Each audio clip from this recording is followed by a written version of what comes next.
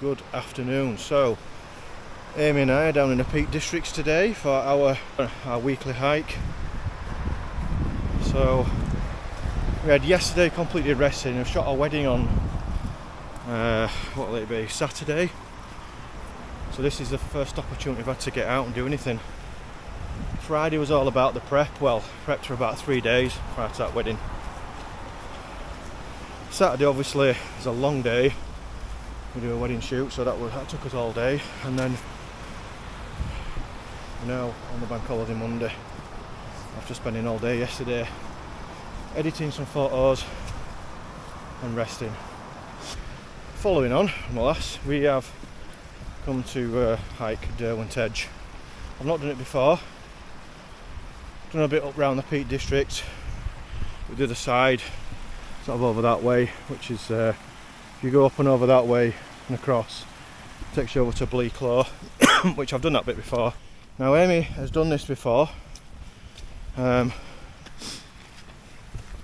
don't know how much of it she remembers.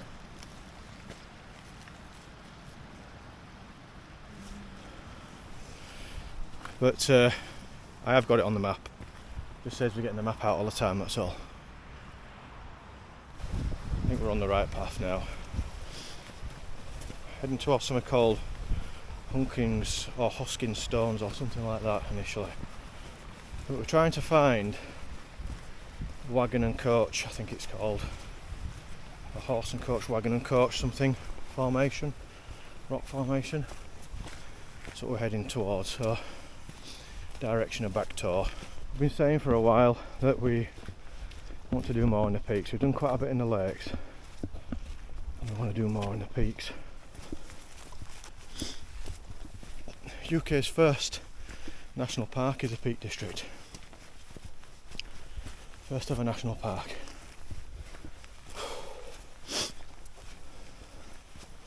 It's definitely worth a visit for those of you who have not been before, maybe those of you that might be watching from overseas and you plan on coming to the UK. The Lake District is the more famous one. The lakes are beautiful, our favourite. Scotland, up in the Highlands, is just another thing altogether. So, this is our view at the minute. Not quite sure what that rock formation is out there. It might be heading towards Bamford Edge and Kerber Edge, I think is in that direction.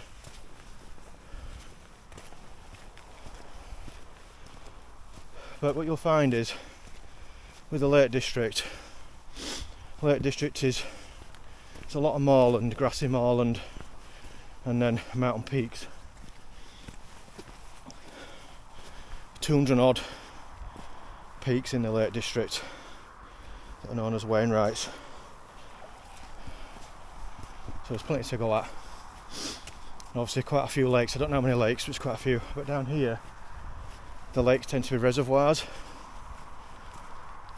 There aren't any, well, what I would class as mountains as such. You've got Kinder Scout is the highest hill in the Lake District.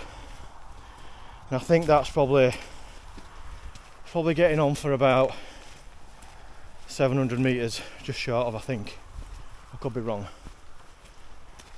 If it's wrong, I'll pop a little text thing here telling you how high it is. So that's kind of like getting on for being a mountain. I think they usually say if it's over 2,000 feet in the UK, then they class it as a mountain. I have been up Kinder Scout again. It's not another one I really enjoyed. It was really boggy and yeah, not very pleasant.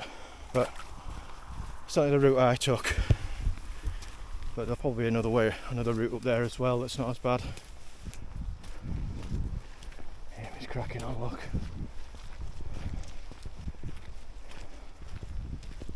So, over in that direction, probably just see a big hill there. I'll put the name of that in as well. Well, that's overlooking Lady Bower Reservoir. Now, Lady Bower Reservoir is famous in the UK for where they used to test the bouncing bomb from the Lancaster bombers in the Second World War. The dam busters. Where essentially they had a package which was shaped like a barrel that they would come down at low level, release the bomb, it'd start to skim across and bounce across the top of the water and make its way to the end of the dam and then explode to try and collapse the dam and try and sort of damage the infrastructure, part of the infrastructure of Germany back then. So yeah, Lady Bower. There are plenty of walks around Lady Bower as well. There's a lot of forestry around that area. And there's Lake Derwent, not Derwent Water, Lake Derwent, I think it is. Or Derwent Reservoir, not Lake Derwent, sorry. There's Derwent Reservoir, which on one end of it has got one of these great big dammed walls with water flowing down it at this time of year because it'll be quite full. That's quite cool to see.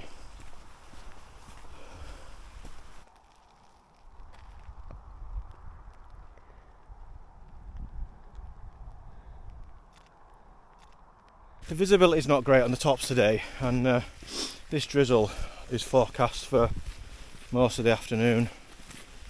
I'll show you what I was shooting at over there. So you can just see, like, in this sort of area here, I'm just trying to get the sort of the layers, but it's clouded over a bit more as I try to take that shot. However, I might be able to cut through some of the haze in post processing later on, just using the dehaze and the clarity slider, in case you're wondering, in Lightroom. Maybe even adjust the contrast a little bit. It might just bring a little bit more detail out, but I quite like zooming into scenes like that just to compress the scene down a little bit. Yeah, it can look quite cool if it's done right. Testing this Revolution Race jacket out today, lightweight down jacket. It's meant to have a little bit of water resistance, but meant to take a drizzle, so it should be alright what we've got now. And see that the water is beading off of it at the minute. We'll see how it goes on. I've got waterproofs, full waterproofs in my bag if I need them. And the down's meant to have some kind of durable water repellent on it as well, so that it still should insulate, but it is quite mild today. I thought it'd be a bit cooler up here. It's about 8 degrees, so it's that early spring temperature, but that dampness that we often get in Britain in early spring.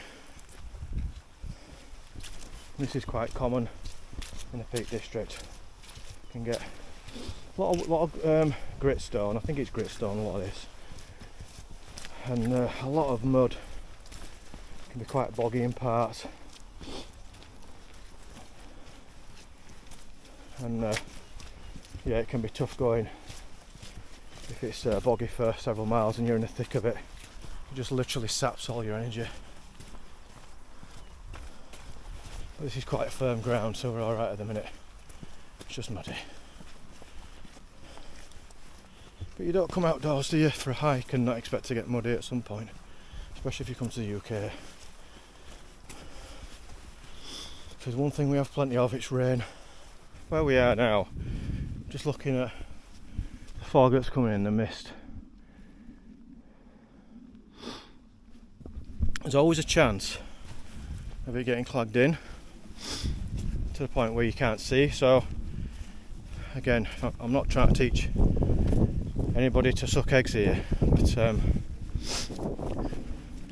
make sure you carry a compass and a map with you. I've got both in the bag. Got the compass around my neck and just tucked in my pocket here. One of the things that I did early doors is made sure that I took some bearings from objects that I could see, bearing from an object that I could see, I should say. which has now disappeared. I believe it's called Low Pike or Pike Low, one of the two. It might be Pike Low, but it's I just need to negotiate this now. There we go. Yeah, so I took a bearing to that, so that ultimately, and I set my compass so that ultimately I know we're heading in that direction, you see, pretty much. So once I got that bearing, I know where it is in relation to north, set it on my compass, and it's dialed in now. So all I effectively have to do is line up my compass needle with the base plate red north line, if you're using a silver type compass, you know, one of the flat ones, because they're effectively a protractor, and then turn it till they line up and look straight down like this. Yeah, so I took a bearing to that, so that ultimately, and I set my compass so that ultimately I know we're heading in that direction, you see, pretty much. So once I got that bearing, I know where it is in relation to north, set it on my compass, and it's dialed in now. So all I effectively have to do is line up my compass needle with the base plate red north line, if you're using a silver type compass, you know, one of the flat ones, because they're effectively a protractor, and then turn it till they line up and look straight down like this. You can see that. So the red needle is lined up with the red arrow on the base plates. That tells me that's north. So now when I look straight down the middle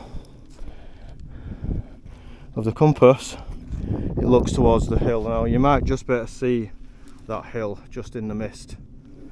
So wherever I am, when I turn, wherever I may be, if I turn that around, it will navigate me or point towards that hill. So now I'm going in the right direction. So now Aimee's wondering which way to go here. This National Trust sign there. What's that National Trust sign say? Windstone the Fields.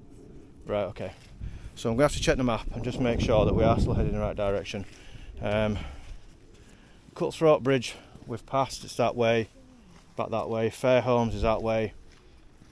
Shopton as well. I'll show you the sign I'm looking at.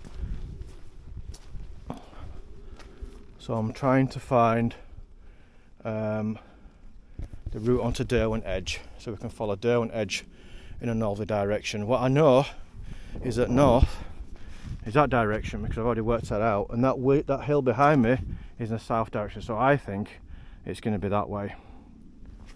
I think it's that way, Aimee. Yeah. So that's without even having to really use the compass or the map. I've looked at the map, I can remember some features of it in my head. I can always refer back to it. It's in my pocket on the OS Maps. Hang on, let me just clean that. It's on the OS Maps app that's open on my phone, so I can always check it. I'm not relying on the compass in the phone though, because it's let me down a few times now. So, because I know that a circle has 360 degrees, I know the bearing of that hill behind us, that'd be that'd be a point of reference. I also know where that is on my map, so I can look on the map, look at where I want to be, look at where that hill is in relation to where I want to be. So I use that as a landmark that's behind me. So it tells me in my head, because I'm used to doing this, I can orientate my way around without having to get a map out all the time. If it became completely clagged in and less than sort of like 50 metres visibility, I'd probably be doing this every 50 to 100 metres. I'd stop, I'd look at the features that I could see. I'm making note all the time when I'm looking around. I know that there's a reservoir over there, which I think is part of Lady Bower, I think.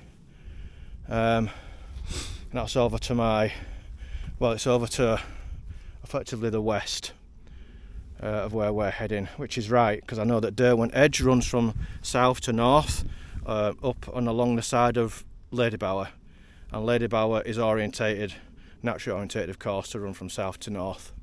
So I know that by going north I'm going in the right direction. Hopefully that makes sense. That's certainly how I think about it in my head. That's how I work it out logically in my head.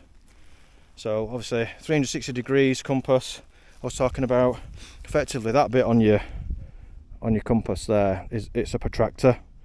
So if you notice there are 360 degrees maximum, it goes up to 360, which is at the north point, the N on the black ring. That's 360 degrees.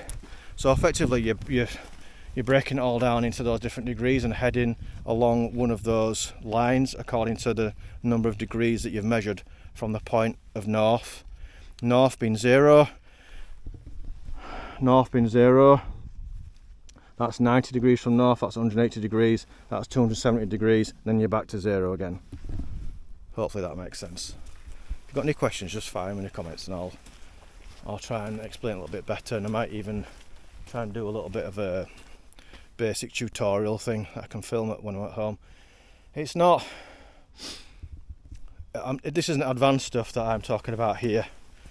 I did do some advanced stuff when I was about 13 to about 15 when I was in the Army Cadets. So I used to do back bearings and measuring distances using a piece of paper and a pencil, which I still remember some of it, but used to be able to triangulate your position as well if you weren't quite sure where you were, using visible landmarks, that type of thing, to get, if you thought you were lost and you're trying to triangulate, so basically work out where you are by using intersecting lines. So yeah, I certainly don't remember all that stuff really well. I remember doing it, but I'd have to practice it to get good at it again. So I can certainly show you the basics. But I am looking to do an advanced map reading and orienteering course later on in the year. I know a couple of my pals are interested in doing it with me. I know Greg, who watches the channel, Greg Fountain, he's wanting to come along with me, so I just need to look at some dates and we'll get something booked, Greg. But yeah, I want to get as good as I can really in terms of orienteering. You might just be able to see that pile of rocks there, and that's where we're heading. I believe that's called the Wagon and Coach Rock Formation, and that's where we're going to sit and have a picnic, and I'll be getting a proper brew on the go. The views behind us, look, we've hit the cloud base now for today, which is at about 350 metres, something like that. It's about where we are now. Looking over to Ladybower there, look, I believe that is. I think it's Ladybower. Actually, no, sorry, that's Ladybower over there. That's, no, not Derwent Water, just Derwent Reservoir. That's what that is there. That's, no, not Derwent Water, just Derwent Reservoir. That's what that is there. Walked all the way around that reservoir.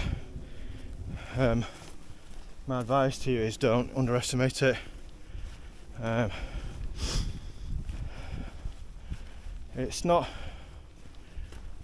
challenging in terms of ascending, because a lot of it's flat around the lake and through the woodland. It's a very beautiful walk, but there's a lot of stuff on hard ground, and at the time, it was last year, around about this time last year actually, I'd been with a group of friends to Mamtor. We set about climbing Mamtor, and it was forecast winds of about 30 miles an hour, gusts up to maybe 50. So we thought we'll be alright, the odd gust at 50, we'll be fine. Anyway, it ended up being a bit worse than that. So we probably had sustained winds of 50 odd miles an hour, gusting up to about 70. And it literally blew us off our feet, including my pal Phil, not Phil Wood, another Phil, who is about 19 stone and 6 foot odd, and it just took him straight off his feet. Anyway, all ended up on our backsides and having to shuffle down. We couldn't get to the summit we got within about 50 feet of the summit, and every time we tried to get up we were blown back down, so I wedged my left foot in between a couple of the paving slabs to hold on really, and ended up damaging the plantar fasciae in my foot, and I had loads of problems with it for months afterwards, and I didn't think it was going to get right, but thanks to Craig Heptonstall, physio, and Joey, whose surname escapes me at the minute, for the sports massage that I end up having had quite a bit with both of them now. They helped me get it sorted, thankfully, because every time I went out for a walk I was in agony and I couldn't walk more than a few miles, and now it's sorted. Anyway, straight after that, not realising that my foot was actually injured, it was sore, but not realising how sore it was or how badly injured it was, I did the walk around Derwent Reservoir with the guys, because we use that as an ad hoc plan B, and I put 10 or 11 miles on it after, and it really knacked it. So yeah, don't underestimate it distance wise. Okay, let's see what we're going to see here. We're just climbing a little bit. I think we're not got that much more climbing to do now. It's going to start to level out, but that's our view. Over to the left, you can see there's about 4 people hiking up towards it on the ridge. But look at this, beautiful. Look at that. I'm going to grab a couple of shots with the proper camera here just before we move on. Here we are, approaching wagon and coach formation. I keep saying that, you know, and I think it's right, but no, my luck, I'll get on. I'll be completely wrong. I said it wrong all the way through, but hey, nobody's going to die, are they? Not from that anyway. So, Derwent Reservoir over to my left. You can see it's getting a bit clagged in now. So our main destination was going to be here. If you continue along this route, eventually you reach back Tor, and I don't know whether or not that actually could be back Tor, but I'm not sure. I'm going to look on the map when we get up here. But this was our main destination that we wanted to get to. Have a brew and a picnic, and then head back and get back to the car in plenty of time before sunset. Just choosing one now. It's full on drizzle now. Brought a mini, well, it's a poncho, but opens up into a mini tarp. I might pop that up, but I didn't really bring any paracord with me, I don't think. So I'll have a think about it. I'll have a think about what I can conjure up. There we go, look.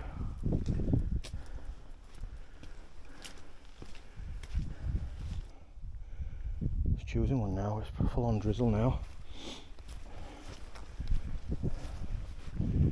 Brought a mini, well, it's a poncho, but opens up into a mini tarp. I might pop that up, but I didn't really bring any paracord with me, I don't think. So I'll have a think about it. I'll have a think about what I can conjure up. There we go, look.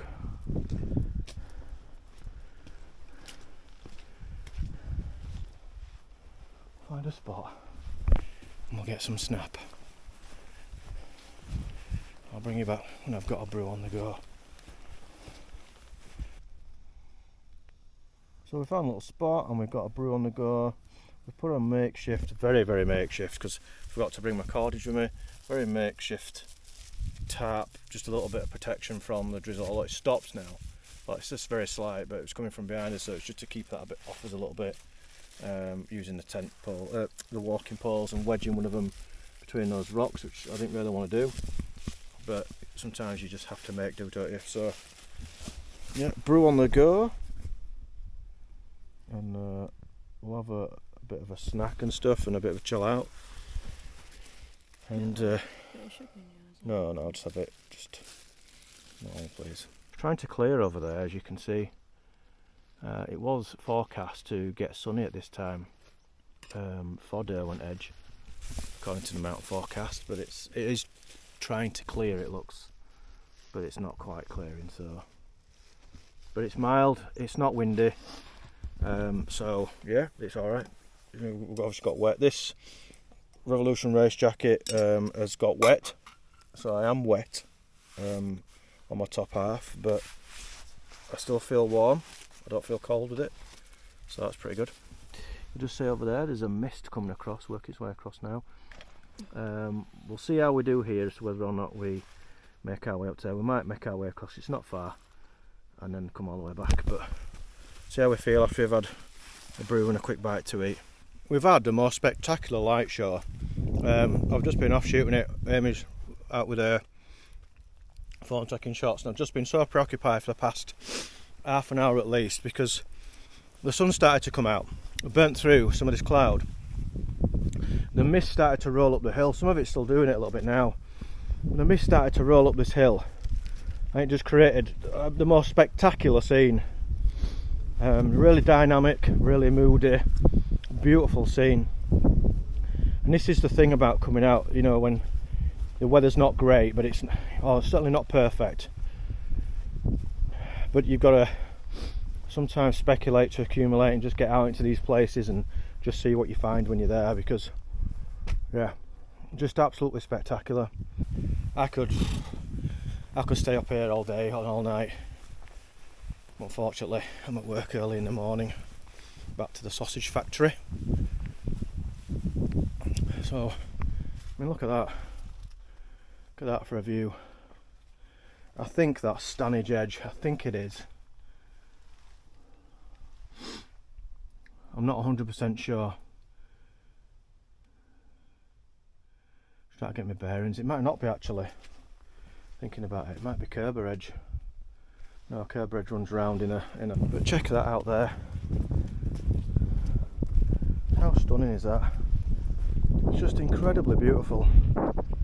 Like I say, I've been to the peaks quite a few times now. We're going for the past few years, but never to this particular spot. And the views are just stunning, especially from that rock formation there, the wagon and coach formation, I think it's called, as I've said before. The views from there are just absolutely stunning. You know, you've got fantastic 360 degree views. It's very boggy there. Yeah, what an amazing place. And you know, if you live in Yorkshire or the north of England, this is pretty accessible to you unless you're right up by the Scottish borders. But if you live somewhere like North Yorkshire, or anywhere in Yorkshire really, or even if you are, you know, maybe the other side of the Pennines into Lancashire, this is pretty accessible to you, this. So it's definitely worth the trip.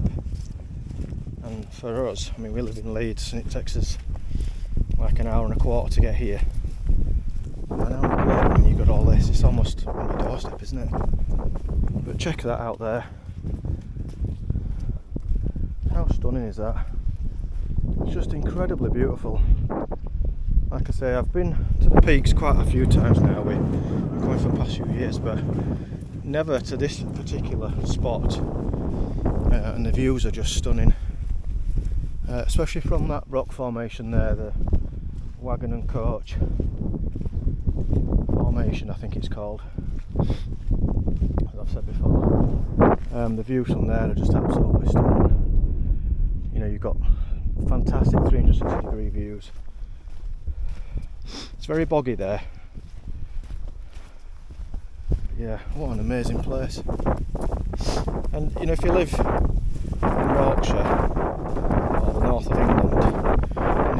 accessible to you unless you're right up by the Scottish borders. But if you live somewhere like North Yorkshire, or anywhere in Yorkshire really, or even if you are, you know, maybe the other side of the Pennines into Lancashire, this is pretty accessible to you, this. So it's definitely worth the trip.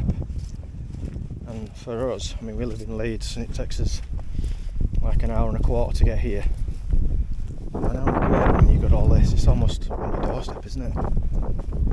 I can say, so this Revolution race jacket, it's first proper outing today. I've used it to and from work and walking locally near home, but not for a proper outing. And it did get wet, but I can tell you it has completely dried in the space of like half an hour to 40 minutes. It's completely dry. So I'm pretty pleased with that. I was going to put a waterproof jacket on, which I've got in my bag, but I didn't bother. I didn't need it. Perfect time really right now for us to be here.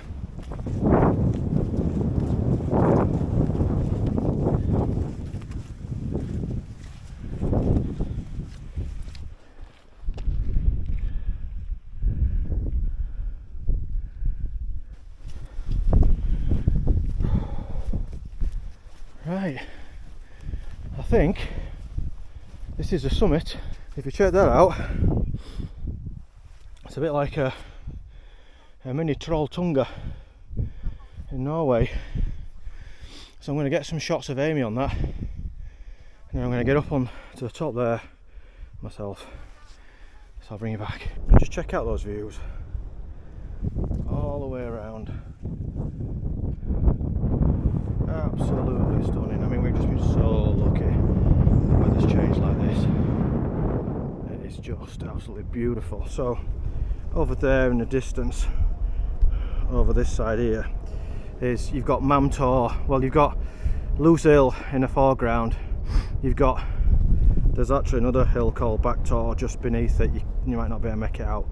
And then you've got the Great Ridge, which you can see leading up to Mamtor towards the end. Which is kind of over to sort of like the left, and then you've got the Edale Valley just there in between. Well, we've dropped to lower ground now, so we're not a million miles from the car, probably about another half an hour. It's absolutely stunning weather-wise. It's, you can see, can't you? You can see around us. Weather has just really turned into proper spring weather down here, so yeah, it's beautiful. And to think if we'd have come earlier in the day, because there were people coming off the hills as we had just started out on our journey. We set off about 2ish, I think, was it? About 2? 2, half 2, something like that. You know, there were people already coming down, and they'll have had all the shit weather, because it's been shit weather all morning. So we definitely chose the right time to come up, and what I normally do anyway is I'll check the weather forecast right up to and including arriving at the location. I use the Met weather forecast, the Met office, because in my opinion it's the most accurate. I look at the mountain forecast done by the Met as well, which is what we looked at today, and that's updated on a regular basis. It's updated several times a day, so as the weather starts to change, you can get that most up-to-date information, which is obviously what you need when you're on the hills. Yeah, we've just kind of really made it for us, hasn't it, babe? We've been very lucky, but we were coming anyway. Even if it were pissing it down, we were coming. We just brought our full waterproofs just in case, but not needed them. Yeah, we've just kind of really made it for us, hasn't it, babe? We've been very lucky, but we were coming anyway. Even if it were pissing it down, we were coming. We just brought our full waterproofs just in case, but not needed them. Yeah, I've had a great time. And we're definitely coming back here. It's definitely my favourite spot now. So I'll let you have a look at the views out to our side, what we can see now. Let's move the camera so that there we go, so it adjusts its exposure so you can see a bit better. Otherwise, the ground and its features just silhouette out against the bright sky. And there's a couple of runners coming now, so I don't want to get them in shot just for their privacy, so I'm going to leave it at that, and I will bring you back when we get back to the car.